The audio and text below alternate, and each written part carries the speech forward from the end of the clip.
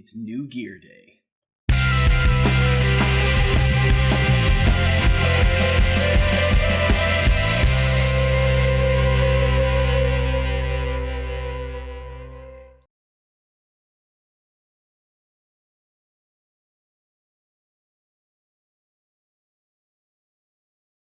Hi guys, I'm JK and this is JK is Hiking, where I'm all about hiking, backpacking, and gear. And today is a great day because it's new gear day. Whenever I get new gear, I get super excited, whether it's hiking poles or a new trowel or it's a new cook kit or anything like that. I get super excited. Well, today I'm really excited. As you may have heard in some of my past videos, there have been times when I have struggled with blisters on my feet. I have been in this endless search for the perfect hiking shoe, and I keep coming up short. It's really starting to get annoying. I just feel like I'm constantly spending so much money and getting nothing back in return. Today, it all changes. Like so many other backpackers who have these channels, I gave the Ultra Lone Peaks a try, and they were not the shoe for me.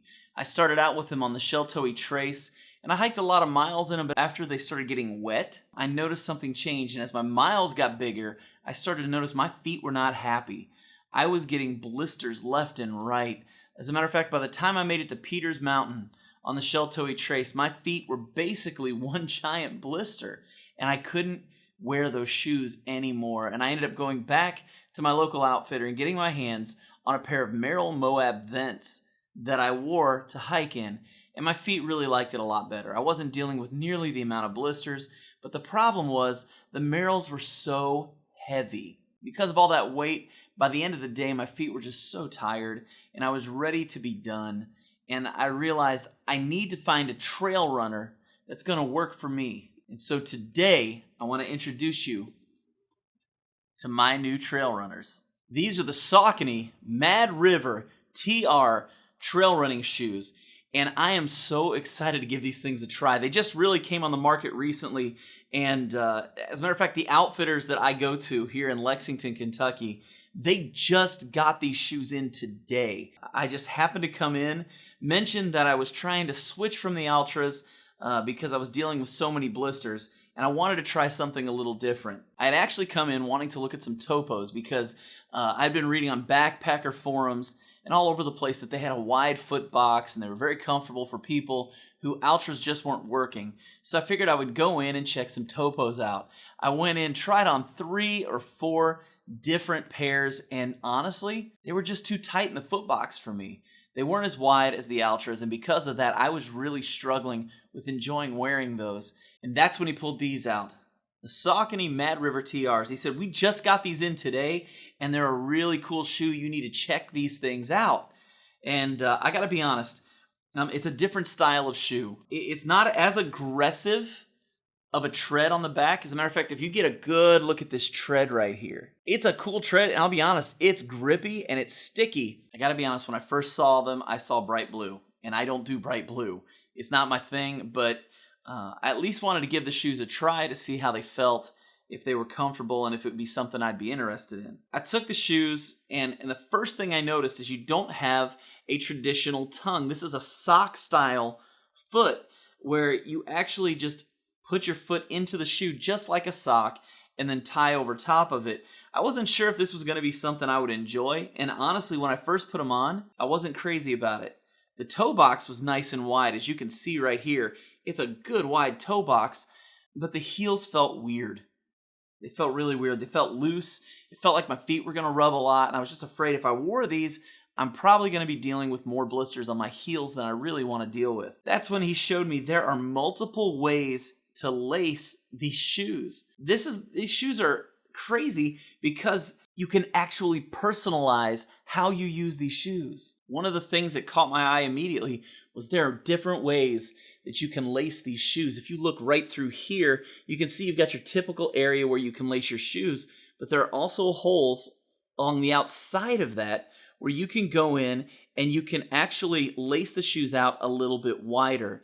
For people with wider feet like myself, they say this is actually much more comfortable on your feet. It's a better way to lace the shoes. They also have the extra hole here so that you can make the shoes tighter around the heel. And so when I retied the shoes and I tied them that way, all of a sudden the shoe felt perfect. It fit like a glove. I walked around the store in them and I was shocked, first of all, at how comfortable they were. And I was really shocked at how grippy they were. These things, it's almost like a sticky rubber on the bottom. And one of my biggest complaints about a lot of trail runners is the fact that when you're walking on rock or wet wood, bridges that might have been rained on for a few days, it's like walking on ice. One of the things I always loved about my Moabs was the fact that they were very grippy and they handled things like wet wood and rocks so much better than my Altras ever did. These things have that same kind of grip, and I love that. I wish they would have had these when I was hiking the Sheltowee Trace.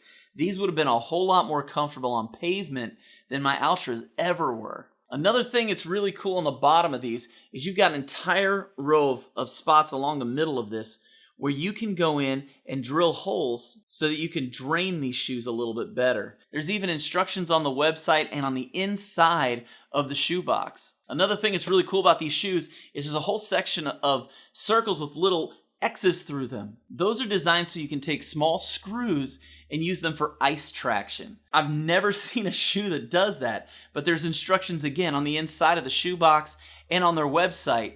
This is a shoe that is actually made so that you can customize the shoe to your needs. And personally, I don't know that I've ever seen a shoe like this. And I'm really excited about getting this thing on the trail. Another thing that's cool about these shoes is you do have a gator loop right here at the end. So if you wear Dirty Girl gaiters or anything like that, you can actually connect it right there. It doesn't have the Velcro on the back that you find on your Altras. A lot of the gaiters that you get, they'll stay down even without the Velcro. And a lot of people wear the gaiters that have the strap on the bottom. So if you have those, you know they're going to hold up here in the loop and they're going to stay on. Saucony actually has their own gaiters that they sell. They're not too awful expensive. They're just like everybody else's, anywhere between $17 and $20 for a pair of gaiters, and they weigh next to nothing. One last thing about this shoe, if you're somebody who likes a zero drop, this is not a true zero drop shoe. There's actually a 4mm raise in them. So it's barely a raise at all, but it is a little different, and you can feel it some in your feet when you're walking, but for me, it actually feels a little bit more comfortable. The zero drop shoes, as much as I like them, I really do enjoy a little bit of a raise, and that 4mm seems to be the sweet spot for me and my feet. The shoes themselves come in multiple different colors. There's a black, a blue like this one, and kind of a neon green color that you can get.